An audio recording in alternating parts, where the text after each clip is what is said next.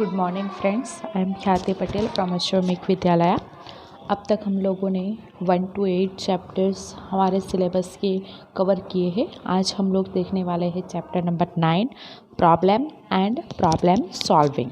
ठीक है, अब हम हमारी डे टू डे लाइफ में बहुत सारी प्रॉब्लम्स को सॉल्व करते हैं। हम बहुत सारे प्रॉब्लम से हम लोगों को गुज़रना पड़ता है। ठीक है, तो यहाँ पे हम लोग बात करेंगे प्रॉब्लम और प्रॉब्लम सॉल्विंग के बारे में, जहाँ पे आप लोग प्रॉब्लम क्या है, उसको कैसे सॉल्व करना है और उस प्रॉब्लम का सॉल्यूशन के लिए आप लोग कंप्यूटर का यूज़ कैसे कर पाओगे, वो सारी चीज़ें इस चैप्टर के अंदर आप लोग देखोगे।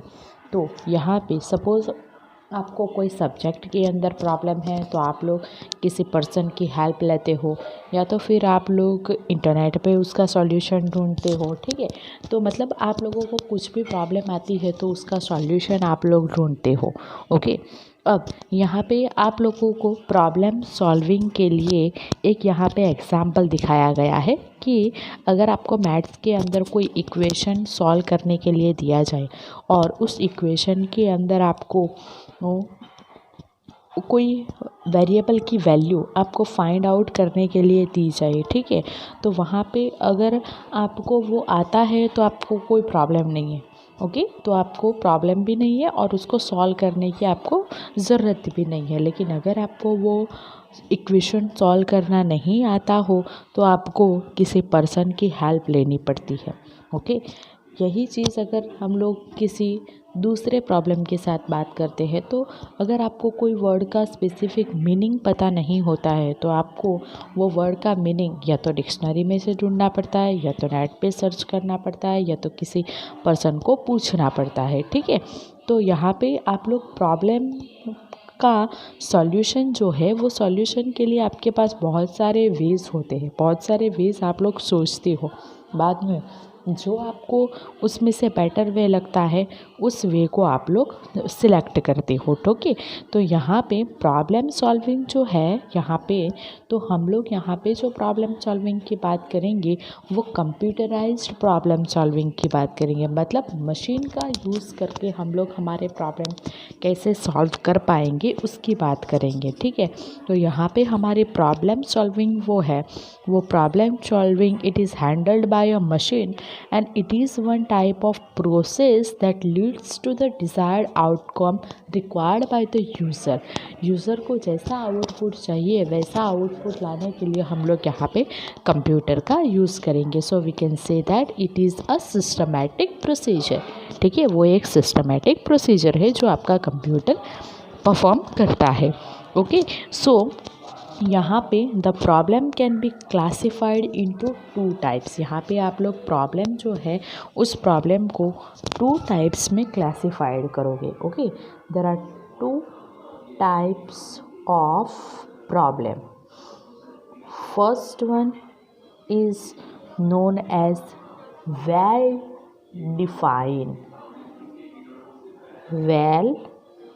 defined and second one is known as ill defined। Well defined मतलब क्या, तो अगर आप लोग किसी प्रॉब्लम का सॉल्यूशन ढूंढने के लिए किसी पर्सन को पूछते हो और वो पर्सन आपको अच्छे से बेटर वे में आपको समझ में आ जाए ऐसे वो प्रॉब्लम का सॉल्यूशन देता है। ठीक है, और आपकी प्रॉब्लम वहाँ पे सॉल्व हो जाती है तो वो वेल डिफाइंड हुआ। और इल डिफाइंड मीन्स वो प्रॉब्लम का कुछ अच्छे से सॉल्यूशन नहीं देता है, या तो उसके अंदर ही वो प्रॉब्लम के सॉल्यूशन का कंसेप्ट क्लियर नहीं है, या तो आपकी प्रॉब्लम क्यों वो समझ में आपकी क्या प्रॉब्लम है वही वो अच्छे से नहीं समझ रहा है, इसकी वजह से वो सॉल्यूशन नहीं दे पा रहा है। ठीक है, तो वहाँ पे वो प्रॉब्लम को अच्छे से डिफाइन नहीं करता है। तो ऐसे प्रॉब्लम के 2 टाइप्स है, well defined and ill defined. Okay, अब यहाँ पे जो हम लोग बात करेंगे वो कंप्यूटराइज्ड प्रॉब्लम को सॉल्व करने के बारे में बात करेंगे। So we will discuss only well defined problems. Okay, इस चैप्टर के अंदर हम लोग जो देखेंगे वो सिर्फ हम लोग वेल डिफाइंड प्रॉब्लम्स के बारे में देखेंगे। ओके तो यहाँ पे जो प्रॉब्लम है वो प्रॉब्लम को हम लोग कंप्यूटर का यूज़ करके सॉल्व करेंगे. So in the field of computer, solution of a given problem is a sequence of instructions given to a computer. हमारे फील्ड के अंदर प्रॉब्लम का सॉल्यूशन क्या है? तो कंप्यूटर को स्टेप बाय स्टेप इंस्ट्रक्शन देना, वो हमारे प्रॉब्लम का सॉल्यूशन है. And computer can solve variety of problems from the easiest to the most complex one. अगर कॉम्प्लेक्स से कॉम्प्लेक्स प्रॉब्लम है या तो इजी से इजी प्रॉब्लम है, उसको भी कंप्यूटर अच्छे से सॉल्व करता है. Okay and to solve the problem it needs to be a complete set of instruction. अगर वो प्रॉब्लम को कंप्यूटर को सॉल्व करना है तो उसे क्या चाहिए? कंप्लीट सेट ऑफ इंस्ट्रक्शन चाहिए. And instruction tells the computer what is to be done at every step. और वो जो इंस्ट्रक्शन है वो कंप्यूटर को ये बताती है कि हर एक स्टेप के ऊपर क्या करना है. Okay so here you have to remember one thing, computer does not solve a problem, it assist in solving the problem. वो प्रॉब्लम सॉल्व नहीं करता है लेकिन वो आपको स्टेप दिखाता है कि कैसे, वो कंप्यूटर के अंदर वो प्रोसेस के अंदर आपको स्टेप्स दिखाते हैं कि कैसे प्रॉब्लम को सॉल्व किया जा सकता है. ठीक है तो यहाँ पे कुछ प्रॉब्लम सॉल्विंग स्टेप्स दिखाए गए हैं. ये स्टेप्स आपको सिर्फ ध्यान में रखना है, सिर्फ एक बार देख लेते हैं, ये कभी आपकी एग्ज़ाम में पूछे नहीं जाते हैं. ठीक है सिर्फ ये स्टेप्स एक बार देख लेते हैं. फॉर एग्ज़ाम्पल आपके पास कुछ प्रॉब्लम है तो डिफ़ाइन द प्रॉब्लम, मतलब कंप्यूटर के अंदर वो प्रॉब्लम को डिफ़ाइन करो. Identify the input output and constraints of the program. वो प्रॉब्लम के लिए आपको क्या इनपुट कंप्यूटर को देना पड़ेगा, उसका आउटपुट क्या आएगा वो आइडेंटिफाई करो. Identify the different alternatives of the solving the problem. एक प्रॉब्लम को सॉल्व करने के लिए 1000 तरीके होते हैं. ठीक है एक प्रॉब्लम को आप लोग बहुत सारे ऑल्टरनेटिव वे से सॉल्व कर सकते हो. तो ऐसे बहुत सारे ऑल्टरनेटिव्स ढूंढो and choose the best possible alternative from the above list. और उसमें से जो अच्छा वे है उसको आप लोग सिलेक्ट करो. Prepare detailed step-wise instruction set of the identified alternative. Set of step-wise instruction prepare करो उसकी. Computer result using this instruction set, उससे आपका रिजल्ट कंप्यूट करो and check the correctness of the answer obtain. और आपके पास जो answer आया उस आंसर को आपको चेक करना है वो आंसर कितना राइट है और कितना रॉन्ग है. ठीक है तो यहाँ पे ये स्टेप्स आपको फॉलो करके आप लोग कोई भी प्रॉब्लम को सॉल्व कर सकते हो. ओके तो यहाँ पे एक प्रॉब्लम दिया गया है और इस प्रॉब्लम को सॉल्व करने के कुछ टेक्निक दी गई है. ठीक है देखते हैं यहाँ पे कि प्रॉब्लम क्या है. ठीक है assume that we need to find whether a given number is odd और इवन. आपका प्रॉब्लम क्या है कि आपको फाइंड आउट करना है कि नंबर इवन है या ऑड है. तो सबसे पहले आपको उसके लिए क्या चाहिए? एक्सेप्ट द नंबर, मतलब एक नंबर चाहिए. वो नंबर ऑड है कि इवन वो फाइंड आउट करना है तो उसके लिए आपको सबसे पहले एक नंबर चाहिए. डिवाइड द नंबर बाय 2, उस नंबर को 2 से डिवाइड करो एंड फाइंड द रिमाइंडर, और उसका जो रिमाइंडर आता है वो फाइंड आउट करो. If the remainder is 1 the given number is odd, otherwise the given number is even. अगर वो रिमाइंडर 1 आती है तो वो नंबर आपका ऑड है, और वो रिमाइंडर अगर 0 आती है तो वो आपका इवन नंबर है. ठीक है तो ऐसे रिमाइंडर के बेस पे आप लोग वो नंबर ऑड है कि इवन है वो चेक करवा सकते हो. सो for this problem is the solution of this problem is obtained using 3 different techniques mentioned below. यहाँ पे हम लोग जो कंप्यूटर के अंदर प्रॉब्लम सॉल्विंग की बात करेंगे उसके अंदर आप लोगों की 3 टेक्निक्स दिखाई गई है. ठीक है कितनी टेक्निक हम लोग देखेंगे यहाँ पे? 3 टेक्निक के यहाँ पे दिखाई गई है. तो we can say that different techniques. ये टेक्निक किसके लिए है? Technique to solve a problem. ठीक है, प्रॉब्लम सॉल्विंग की कुछ 3 डिफरेंट टेक्निक है। फर्स्ट टेक्निक, इसको आप लोगों को बोलना है सूडो कोड। यहाँ पे P साइलेंट है, इसको आपको क्या बोलना है, सूडो कोड बताना है। Second technique is flow chart and third technique is algorithm.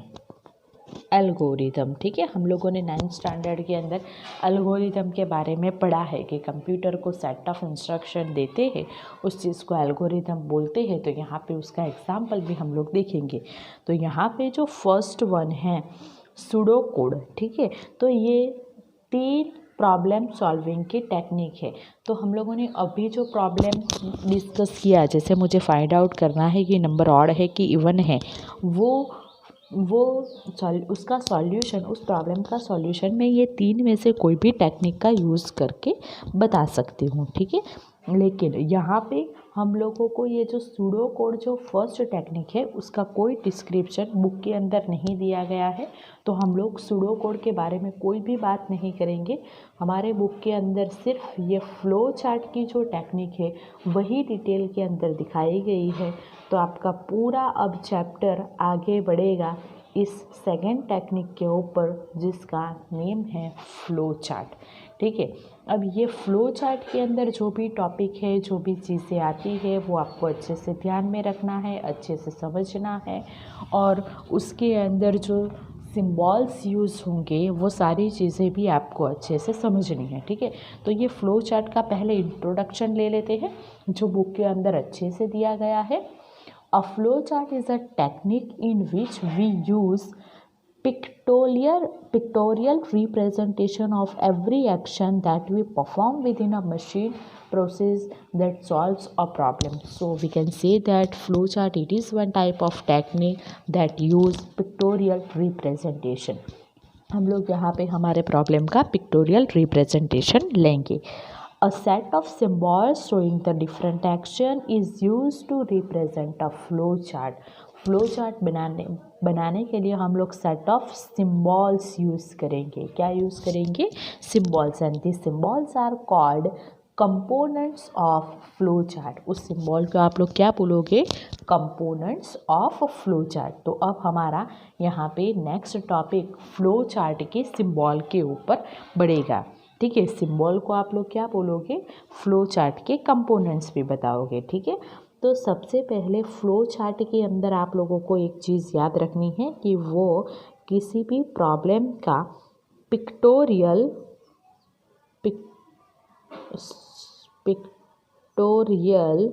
Representation है, ठीक है। प्रॉब्लम का पिक्टोरियल रिप्रेजेंटेशन है, वो फ्लो चार्ट के अंदर यूज़ होता है। अब उसके सारे कंपोनेंट्स, सारे सिम्बॉल्स के बारे में हम लोग बात करेंगे। तो सबसे पहला सिम्बॉल फ्लो चार्ट के अंदर आता है फ्लो चार्ट का स्टार्ट एंड एंड, ठीक है। Start and and, flow chart के अंदर आपको स्टार्ट और एंड दिखाना पड़ेगा।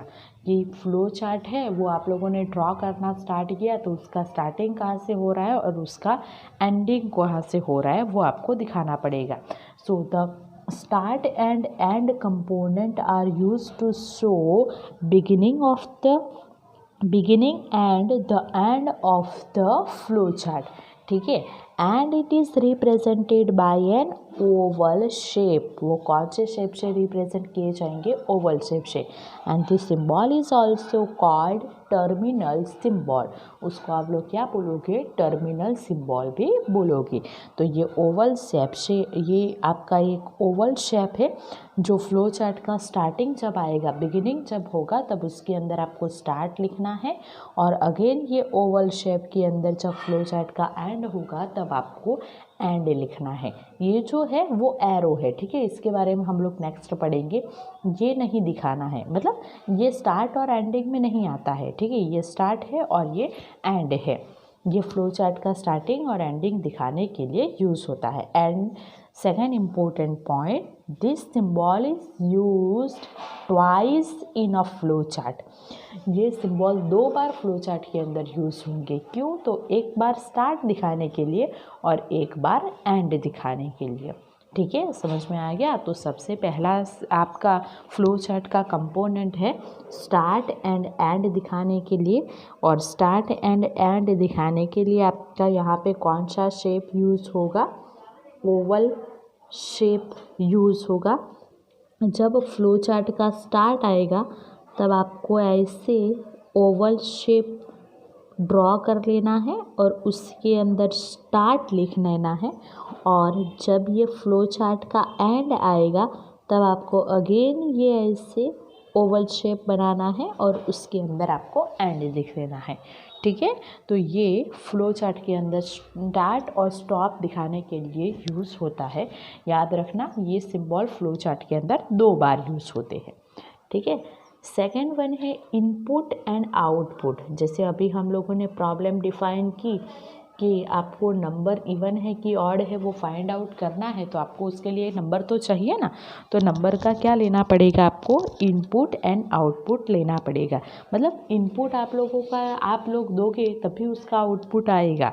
Okay, so the input, every problem needs an input. हर एक प्रॉब्लम के अंदर इनपुट आपको देना पड़ेगा। Okay, and this input is represented by your parallelogram symbol in the flow chart. Flow chart के अंदर पैरेललोग्राम का जो सिंबल है, जो आप लोग आपके मैथ्स के अंदर यूज़ करते हो, ये सिंबल से फ्लो चार्ट के अंदर इनपुट एंड आउटपुट रिप्रेजेंट किया जाएगा।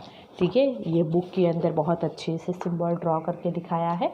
ये आपका पैरेललोग्राम है। डिवाइड अ नंबर, ये भी प्रिंट द गिवन नंबर। मतलब यहाँ पे इनपुट आउटपुट होगा वो ये इस सिंबल के अंदर आएगा। इस सिंबल के अंदर जो भी चीज़ है वो आपको समझ लेनी है कि वो इनपुट एंड आउटपुट है। ठीक है, थर्ड कंपोनेंट है उसका एरो। ठीक है, arrow is use to show the sequence of action that are to be performed.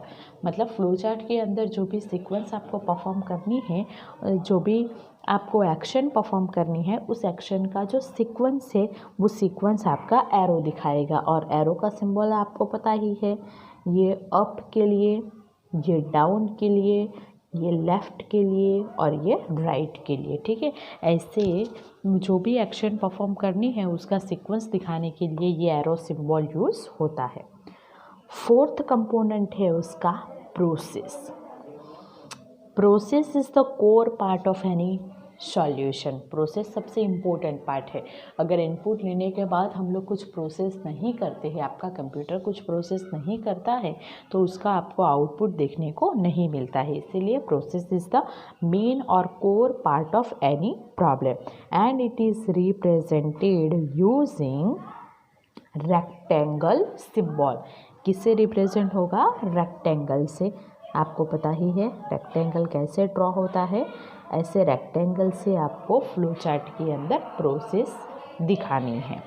Okay, next flow chart का कंपोनेंट है डिसीजन। डिसीजन फ्लो चार्ट का नेक्स्ट कंपोनेंट है। ओके, फ्लो चार्ट के इस कंपोनेंट के अंदर अगर आपको कुछ डिसीजन लेना है तब आप लोग ये कंपोनेंट को यूज़ करोगे। This decision of a process is represented bye a diamond shape. ठीक है, फ्लो चार्ट के अंदर जो डिसीजन है वो डिसीजन डायमंड के सिंबल से रिप्रेजेंट किया जाता है and it is also known as test symbol. उसका दूसरा नेम क्या है, टेस्ट सिंबल। डायमंड के फॉर्म में, मतलब ऐसे आपको डिसीजन सिंबल फ्लो चार्ट के अंदर ड्रॉ करना है। ठीक है, ये आपका टेस्ट सिंबल भी कहलाता है। ओके, बुक के अंदर ये सिंबल अच्छे से आपको दिखाया गया है। ओके, यहाँ पे देखो, ये डिसीजन कंडीशन के लिए ये सिंबल यूज़ होगा। अगर ये कंडीशन ट्रू है तो ये प्रोसेस होगी, और ये फॉल्स है तो ऐसे यहाँ पे एरो वापस से आएगा। तो ये आपका डिसीजन सिंबल फ्लो चार्ट के अंदर यूज़ होगा। Next last component of your flow chart is connector. Connector जो है वो कनेक्टर फ्लो चार्ट को कनेक्ट करने के लिए यूज़ होता है, ठीक है। ऐसा कभी हो सकता है कि अगर आप लोग फ्लो चार्ट ड्रॉ कर रहे हो और वो फ्लो चार्ट एक पेज के ऊपर नहीं आता हो, तो दूसरे पेज पे उस फ्लो चार्ट को आप लोग ड्रॉ करते हो, तो वहाँ पे आपको फ्लो चार्ट को कनेक्ट करना पड़ता है। And it is represented using circle symbol. ये कनेक्टर किससे रिप्रेजेंट किया जाएगा? सर्कल के सिंबल से। जैसे आप लोग ऐसा सर्कल ड्रॉ करते हो, वैसा ही यहाँ पे कनेक्टर है, ओके। अब यहाँ पे ये जो कनेक्टर है वो आपको ऐसे यूज़ करना है कि यहाँ पे ये जो है वो यहाँ पे पेज के एंडिंग पे ऐसा सर्कल यूज़ होगा, और जब आपका नेक्स्ट पेज स्टार्ट होगा तो पेज का स्टार्टिंग और ऐसे यहाँ पे कनेक्टर के लिए सर्कल आपको लगा लेना है, ओके। तो यहाँ पे ये आपके फ्लो चार्ट के अंदर ये जो 6 कंपोनेंट्स है उसके सिंबल, उसको क्या बोलते हैं, ये सारी चीज़ें आपको ध्यान में रखनी है। ये सिंबल बहुत इम्पोर्टेंट है, ओके। नेक्स्ट एक छोटा सा टॉपिक यहाँ पे दिखाया गया है, वो है आपका वेरिएबल का, ठीक है। वेरिएबल क्या है? तो आप लोगों ने नेट्स के अंदर वेरिएबल यूज़ किया है। जैसे आपको किसी की वैल्यू फाइंड आउट करने के लिए बोलते हैं, ठीक है, तो आप लोग वहाँ पे उसकी वैल्यू सपोज कर लेते हो कि suppose x is equal to 2, ठीक है। तो यहाँ पे आप लोग जो x यूज़ करते हो, it is one type of variable. वो क्या है? एक वेरिएबल है जो आप लोग किसी भी वैल्यू का स्टोरेज करने के लिए यूज़ करते हो, okay. So we can say that a variable is an entity which is used to store the variable and whose values can be assigned and changed during the execution of the process. उसकी value change हो सकती है, variable की value change हो सकती है ऐसे, ठीक है। तो यहाँ पे आपको ऐसे वेरिएबल का यूज़ करके बहुत सारे फ्लो चार्ट आपके बुक के अंदर दिखाए गए हैं, लेकिन आपको फ्लो चार्ट ड्रॉ नहीं करने हैं, इसीलिए आपको कोई भी फ्लो चार्ट नहीं पढ़ना है, ठीक है। सिर्फ उसके अंदर के जो सिंबल्स है, जो अभी हम लोगों ने देखे कि कौन सा सिंबल किसके लिए यूज़ होता है, वही आपको याद रखना है, ठीक है। यहाँ पे देखो एक सिंपल सा फ्लो चार्ट यहाँ पे दिखाया गया है। ये फ्लो चार्ट का स्टार्टिंग दिखाएगा ओवल शेप से। ये आपके फ्लो चार्ट के अंदर इनपुट है वो पैरेललोग्राम से आएगा, ये भी इनपुट है पैरेललोग्राम सिंबल से आएगा। ये जो है ये इतनी यहाँ पे प्रोसेस हुई, तो प्रोसेस आपका रेक्टेंगल से आया, और यहाँ पे जो आउटपुट है वो भी पैरेललोग्राम के सिंबल से यहाँ पे रिप्रेजेंट किया जाता है। और फ्लो चार्ट का जो एंड है वो ऐसे ओवल शेप के अंदर एंड लिख के फ्लो चार्ट का ये एंड दिखाता है, ठीक है। नेक्स्ट टॉपिक आपको दिया गया है advantages and disadvantages of flow chart. Flow chart के कुछ एडवांटेजेस है और उसके कुछ डिसएडवांटेजेस है। इसके एडवांटेजेस की बात करते हैं, then as it is provide a pictorial representation of a problem solution, it is easy to understand। वो क्या है? पिक्टोरियल रिप्रेजेंटेशन करता है किसी भी प्रॉब्लम का, इसीलिए वो समझने में ईजी है। It provides a convenient aid for writing computer instruction लिखने के लिए ये बहुत नेसेसरी है, बहुत हेल्पफुल होता है। It assists a programmer in reviewing and correcting the solution step। ये प्रोग्राम को करेक्ट करने में भी बहुत हेल्प करता है। And it helps in discussion of different methods for solving a problem। वो बहुत सारी डिफरेंट मेथड प्रॉब्लम सॉल्विंग के लिए दिखाता है। जैसे सबके एडवांटेजेस होते हैं उसके डिसएडवांटेजेस भी होते हैं, वैसे ही यहाँ पे फ्लो चार्ट के डिसएडवांटेजेस भी है, ये भी आपको याद रखने हैं। Drawing a flow chart for a large and complex problem is time consuming, ठीक है। अगर आप लोगों का फ्लो चार्ट बहुत बड़ा है तो वो ऐसे बहुत बड़े फ्लो चार्ट के लिए उसको ड्रॉ करना ये थोड़ा टाइम कंज्यूमिंग प्रोसेस बन जाता है और हमें वो अच्छा भी नहीं लगता है, ठीक है। वो टीडियस भी बन जाता है, इसीलिए ये इसका डिसएडवांटेज कहलाता है। Second, as the flowchart consists of symbols, any changes or modification in the program logic will most of the time require a new flowchart to be drawn। अगर आपके प्रोग्राम के लॉजिक के अंदर कुछ भी चेंज होता है तो वो फ्लो चार्ट आपको वापस से ड्रॉ करना पड़ता है, ठीक है। क्यों? क्योंकि इसके अंदर सारे सिंबल्स यूज़ होते हैं, ठीक है। तो वो सारे सिंबल को आपको वापस से ड्रॉ करना ही पड़ता है। अगर प्रोग्राम के लॉजिक के अंदर चेंज हुआ तो उसके लिए सिंबल यूज़ होते हैं, इसीलिए आपको फ्लो चार्ट को वापस से ड्रॉ करना पड़ता है। And there are no standard specifying the details of data that should be shown in a flow chart. मतलब फ्लो चार्ट के अंदर डेटा कितनी डिटेल के अंदर दिखाने हैं उसका कोई स्टैंडर्ड फ्लो चार्ट के अंदर नहीं दिखाया गया है, ठीक है। सो लॉजिक में भी very in terms of data shown, मतलब डेटा जो हम लोग दिखाते हैं उसका लॉजिक कभी कभी चेंज हो सकता है, ठीक है। तो ये कुछ फ्लो चार्ट के डिसएडवांटेजेस है, ये भी आपको याद रखने हैं। And last problem solving technique is your algorithm, जो हम लोग 9th स्टैंडर्ड के अंदर पढ़ ली हम लोगों ने कि एल्गोरिदम क्या है। It is a set of instruction given to the computer को जो हम इंस्ट्रक्शन का सेट देते हैं उसे एल्गोरिदम बोलते हैं, ऐसा हम लोगों ने पढ़ा, ठीक है। तो यहाँ पे आपको एक एल्गोरिदम का एक पिक्चर भी दिखाया गया है और उसकी डेफिनेशन भी दिखाई गई है और उसको कैसे लिखते हैं वो भी दिखाया गया है, ठीक है। यहाँ पे आपको एक रूट का मैप दिखाया गया है। सपोज़ ये आपका होम है और ये स्कूल है। अगर आपको होम से स्कूल पे जाना है तो आपको ऐसे टर्न लेके ऐसे जाना पड़ेगा, ऐसा यहाँ पे एक रूट का मैप दिखाया गया है, ठीक है।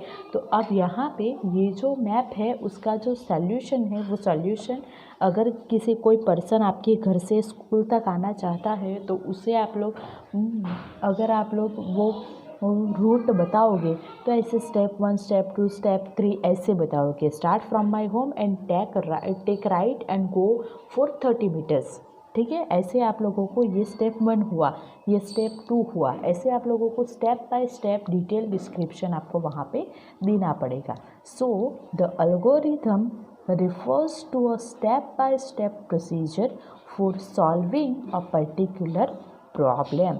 तो एल्गोरिथम की डेफिनेशन क्या है? It is a set of step by step process for solving a particular problem and algorithm is written in a language like English. वैसे यहाँ पे इंग्लिश की जैसे ही लैंग्वेज में लिखे जाते हैं, okay. An algorithm once written then it can be easily converted into computer program। अगर एल्गोरिथम एक बार लिखा हो तो उसके थ्रू कंप्यूटर प्रोग्राम बनाना बहुत आसान रहता है, ठीक है। तो ये एल्गोरिथम के बारे में थोड़ा इंट्रोडक्शन है। यहाँ पे आपको एक एग्जाम्पल दिखाया गया है। Write an algorithm to find the summation of numbers divisible by 11 within the range of 1 to 100। 1 to 100 के अंदर जो नंबर 11 से डिविजिबल हो वैसे नंबर का समेशन। तो स्टेप 1 स्टार्ट करो। स्टेप 2 टेक द 2 वेरिएबल लेना है क्योंकि वैल्यू का स्टोर करवाना पड़ेगा। फिर एक के अंदर 1 वैल्यू डालो, एक के अंदर 0 वैल्यू डालो, ऐसे।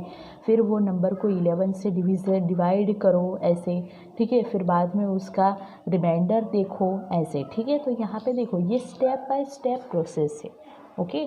मतलब कहने का मतलब algorithm is the step by step procedure for solving a particular problem. ऐसे यहाँ पे और दो और भी एल्गोरिथम आपको बुक के अंदर दिखाए गए हैं, लेकिन ये सिर्फ आपके समझ के लिए है, आपके अंडरस्टैंडिंग पर्पस के लिए है, ठीक है। तो यहाँ पे हमारा ये 9 चैप्टर कंप्लीट होता है जहाँ पे हम लोगों ने 3 प्रॉब्लम सॉल्विंग की टेक्निक पढ़ी, pseudo code, flow chart and algorithm. उसमें से फ्लो चार्ट ही आपकी एग्ज़ाम के अंदर डिटेल में पूछा जाता है, ठीक है। तो यहाँ पे आपका ये चैप्टर नंबर 9 कंप्लीट होता है। अच्छे से आपको वीडियो देख के नोट्स प्रिपेयर करनी है। Thank you.